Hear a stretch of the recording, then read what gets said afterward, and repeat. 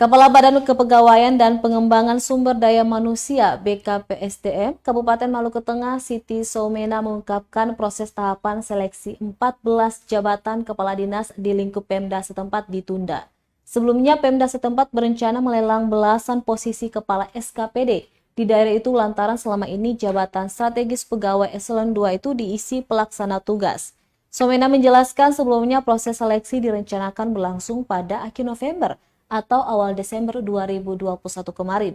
Meski begitu, Soumena mengatakan saat ini pihaknya sedang melakukan persiapan-persiapan guna menyiapkan tahapan seleksi berjalan secara baik dan terbuka.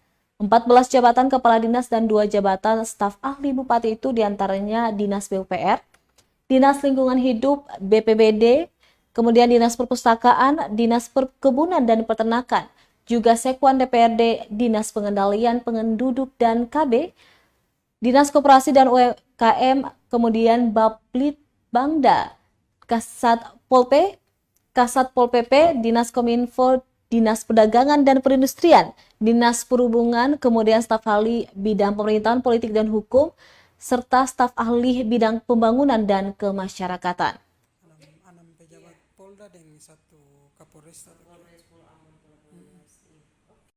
Dipending udah. Teknis ya kita pending.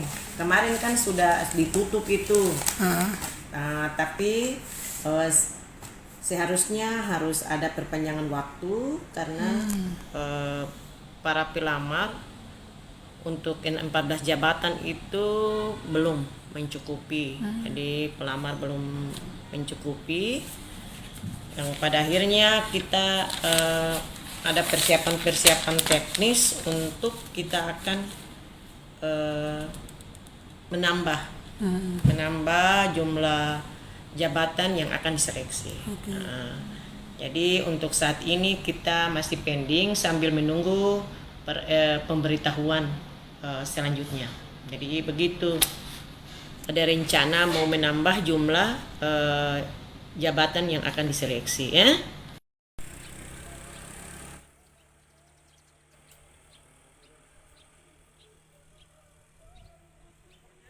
Terima kasih sudah nonton.